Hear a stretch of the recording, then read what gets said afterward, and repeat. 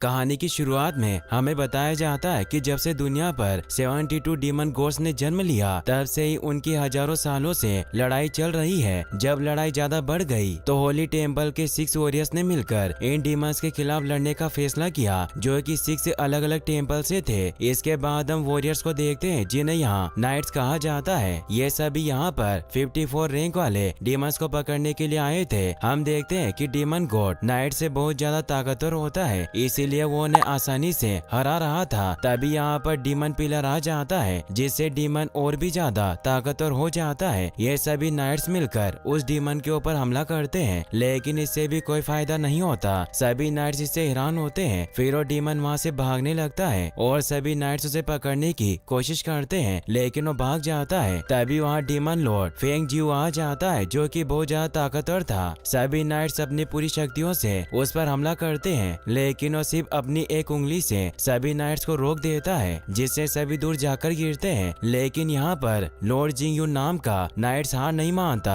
और अपनी सारी शक्तियाँ इकट्ठा करता है। उसकी बॉडी पर एक गोल्डन आर्मर आ जाता है, साथ ही उसके बहुत सारे क्लोन्स भी बन जाते हैं और फिर वो अपनी तलवार से उस डीमन के ऊपर हमला करता है। लेकिन वो डीमन लॉर्ड उसे अपनी 3 उंगलियों के फॉर्मेशन से ही रोक देता है। लॉन्ग जिंग यू अब भी हार नहीं मानता और वापस उसे मारने के लिए आगे बढ़ता है, लेकिन इस बार डीमन लॉर्ड उससे नहीं लड़ता और वहाँ से जाने लगता है और गायब हो जाता है, जिसे देखकर सभी हैरान होते हैं। इसके बाद हमें बताया जाता है कि उसी दिन लॉन्ग जिंग यू की वाइफ बायू भी अजीब कारण से गायब हो गई थी। फिर हमें बायू को दिखाया जाता है, जिसके पास 2 डीमन आते हैं और उसे साथ चलने को कहते हैं। वो जाना तो नहीं चाहती थी, लेकिन वो जानती थी कि सबको बचाने का यही तरीका था, इसीलिए वो उनके साथ चली जाती है। और बहुत समय बाद आसमान में चांद और तारे दिखाई दिए थे, क्योंकि डीमन लॉर्ड यहाँ से चला गया था। सब कुछ शांत हो गया था। इसके बाद हमें 10 साल बाद का समय दिखाया जाता है, जहाँ हम ओडिन सिटी को देखते हैं, जहाँ बहुत शांति थी और वहाँ सब कुछ बहुत अच्छा चल रहा था। फिर हम एक नाइट टेम्पल को देखते हैं। यह बिल्कुल स्कूल की तरह था। यहाँ एक मास्टर अपने शिष्यों को नाइट बनने की ट्रेनिंग दे रहे थे। वो उनसे पूछते हैं कि तुम नाइट क्यों बनना चाहते हो। वो सभी बच्चे कहते हैं कि इंसानियत की रक्षा के लिए, इस टेम्पल को बचाने के लिए, परिवार और दोस्तों की रक्षा के लिए। दरअसल इन्हें यहाँ ट्रेनिंग करते हुए पूरा 1 साल हो गया था और आज इनकी एक परीक्षा भी होगी, जिसमें इनकी स्पिरिचुअल एनर्जी का टेस्ट होगा। इनके मास्टर इनसे कहते हैं कि अगर तुम्हारा नंबर 10 से नीचे हुआ तो वो फेल हो जाएगा और वो घर जाएगा। अब परीक्षा शुरू होती है और सबसे पहले जियांग हो जाता है और उसका एनर्जी नंबर 13 आता है, यानी कि वो पास हो गया था। अब ऐसे ही सभी आते हैं, कुछ उनमें से फेल भी हो जाते हैं। आखिर में हम लोंग आओ चेन को देखते हैं। जब वो अपनी तलवार उस स्पिरिचुअल पिलर पर मारता है तो उसका नंबर आता है 9, यानी कि वो इस परीक्षा में फेल हो गया था। सभी ये देखकर बहुत ज्यादा हैरान और उदास हो जाते हैं। किसी को भी इस पर विश्वास नहीं हो रहा था कि आओ चेन फेल हो गया। हाओ चेन अपने मास्टर के पास भागकर जाता है और एक और मौका मांगता है, लेकिन ऐसा नहीं कर सकते थे, क्योंकि फिर उन्हें सभी को एक मौका देना पड़ता।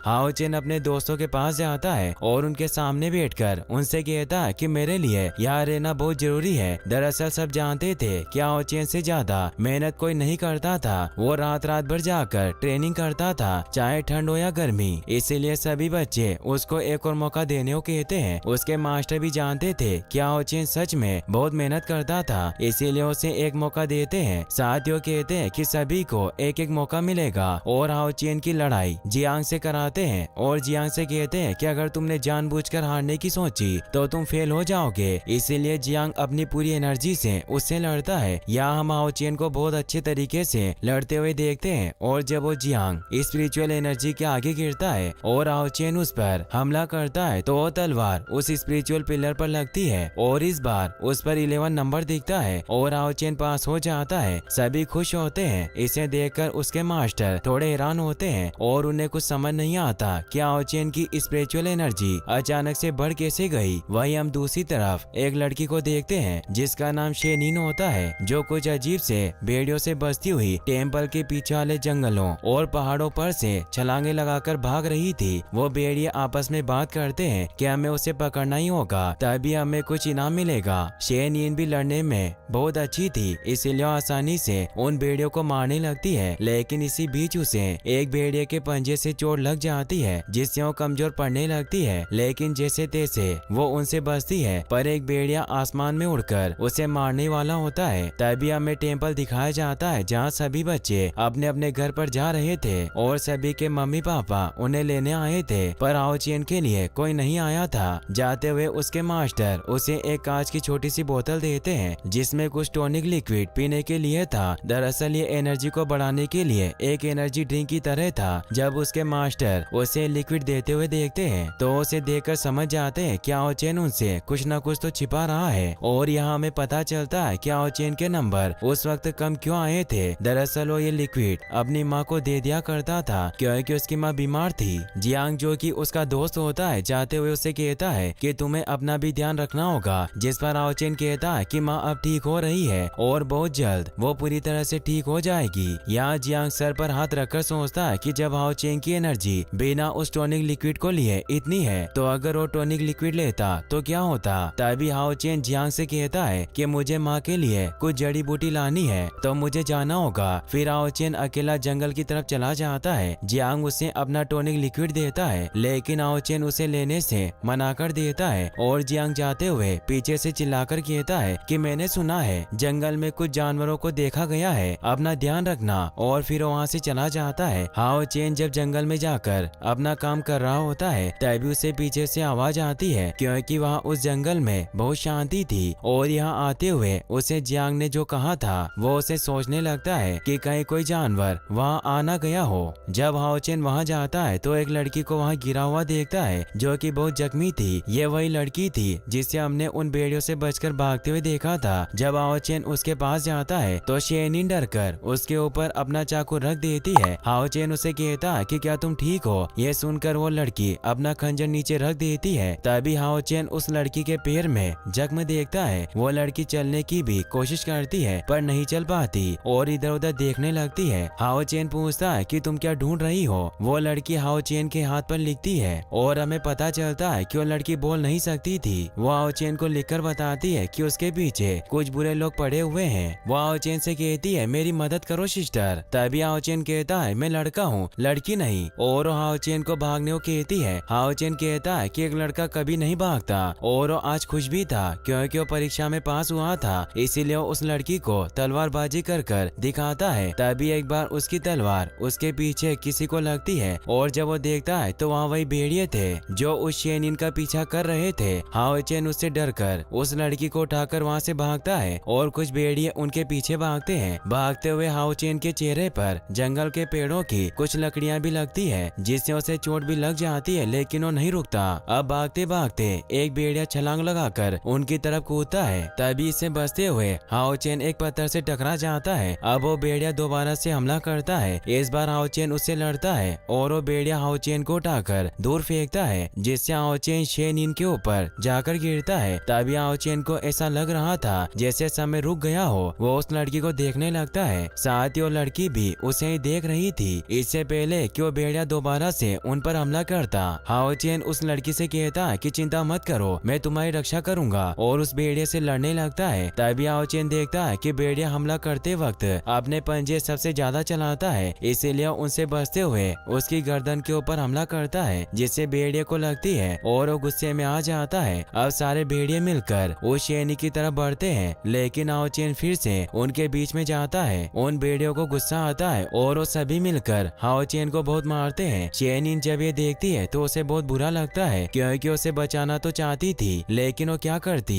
जब उस भेड़िया को लग रहा था कि हाओ चेन अब खड़ा नहीं होगा तो उस लड़की की तरफ बढ़ता है लेकिन तभी वो रुकता है क्योंकि हाओ चेन इतना जख्मी होने के बाद भी खड़ा हो गया था। अब ये देखकर वो भेड़िए उसे उठाकर उसे जान से मारने वाला होता है क्योंकि ऐसा लग रहा था जैसे उसके अंदर जान ही नहीं बची। तभी हाओ चेन तलवार को उसकी गर्दन में घुसा देता है और वो उस शेनिन के पास जाकर कहता है कि पास ही एक रोड है तुम वहाँ चली जाओ, मैंने थोड़ी देर तक और रोक सकता हूँ। लेकिन तभी वहाँ भेड़िए उनकी तरफ आने लगते हैं। हाओ चेन खड़ा हो जाता है। उस शेनिन ने हाओ चेन को देखा तो उसके अंदर भी हिम्मत आ गई थी, इसीलिए वो भी अब लड़ने के लिए खड़ी हो जाती है। अब कुछ देर तक वो बहुत ही अच्छे तरीके से लड़ते हैं लेकिन वो भेड़िए रुक ही नहीं रहे थे। जैसे ही एक भेड़िया उस लड़की के ऊपर हमला करने आता है तो वो पास्ट की कोई बात सोचने लगती है जहाँ वो आसमान से नीचे गिर रही थी और बैकग्राउंड में एक वही आती है जो कह रही थी कि तुम अब से हमारी बेटी एबिलिटी नहीं रही तुम अपनी सिक्स्थ सेंस भी खो दोगी, तुम्हारा कोई दोस्त नहीं है। अब ये सुनकर वो बहुत ज्यादा परेशान होती है। कुछ बात थी जो उसे परेशान कर रही थी, तभी हकीकत में उसकी आँख खुलती है तो हाओ चेन भागता हुआ उस भेड़िए को मारता है, लेकिन वो देखता है कि अचानक से वो सभी भेड़िए जैसे दूर में मिल गए हों। तभी वो दूर पहाड़ पर एक आदमी को देखता है। वो आदमी तुरंत ही टेलीपोर्टेशन की मदद से उनके पास आ जाता है। दरअसल यह आदमी शेनिन को लेने यहाँ आया था, जिससे डरकर शेनिन हाओ चेन के पीछे छुपती है, जिसे देखकर हाओ चेन उससे कहता है कि मुझे लगता है कि ये तुम्हारे साथ नहीं जाना चाहती। वो आदमी हाओ चेन की तरफ तेजी से हमला करके उसे बेहोश कर देता है और फिर वो उस शेनिन के जख्मों को भी ठीक कर देता है और उससे साथ चलने को कहता है। शेनिन उसका हाथ पकड़ती है और हाओ चेन की तरफ देखती है। वो आदमी कहता है कि तुम चाहती हो मैं इसकी मदद करूं? वो लड़की हाँ कहती है। वो आदमी उससे कहता है कि तुम्हें वादा करना होगा कि तुम भागोगी नहीं और अपना ट्रायल रैंकेरेशन वुमन भी पूरा करना होगा। तभी वो उसके बारे में सोचकर घबराती है, लेकिन हाओ चेन के लिए वो इसके लिए भी हाँ कर देती है। अब वो आदमी अपनी मैजिकल पावर से हाओ चेन की सारी चोटें ठीक करने लगता है और कहता है मैंने नहीं सोचा था इसकी स्पिरिचुअल एनर्जी इतनी कम होगी। ये सब करते वक्त हाओ चेन को बहुत ज्यादा दर्द हो रहा था। इसके बाद वो आदमी अपनी 1000 लेवल एस्क्यूसाइड बर्निंग पावर को इस्तेमाल करता है, जिससे हाओ चेन को हद से ज्यादा दर्द होता है। इसके बाद हाओ चेन की सोल पूरी तरह से प्योर हो जाती है। जब वो आदमी शेनिन को ले जाने लगता है, शेनिन हाओ चेन के पास आती है और अपनी एक रिंग हाओ चेन की उंगली में पहना देती है और उसका बैग और तलवार वहीं रख देती है। फिर वो आदमी उसे वहां से ले जाता है और यहीं पर ये एपिसोड खत्म हो जाता है। गाइस, अगर आपको वीडियो अच्छी लगी हो तो इस वीडियो को लाइक करने के साथ साथ चैनल को सब्सक्राइब भी जरूर कर लें। Thanks for watching.